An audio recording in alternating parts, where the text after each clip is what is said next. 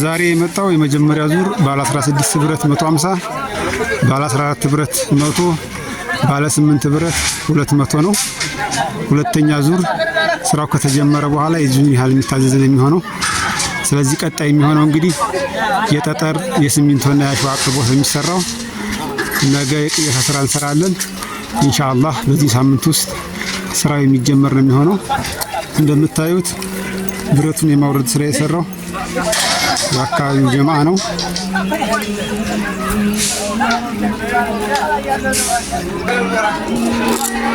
ይሄ ብረት የሚታያችሁ ባለ 8ቱና ይሄኛው ባለ 14ቱ ብረት ነው።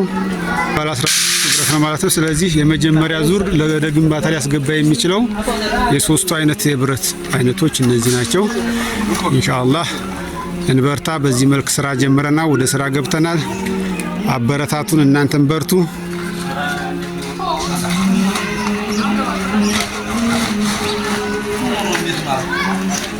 እንደምታዩት እንግዲህ ብረቱን ይዞ የመጣው መኪና ያው ጭቃ ይዞታል። ደግሞ ሁለተኛ ዙር ስራ ይጠብቀናል። መኪናው የማውጣት ስራ ልንሰራ ነው።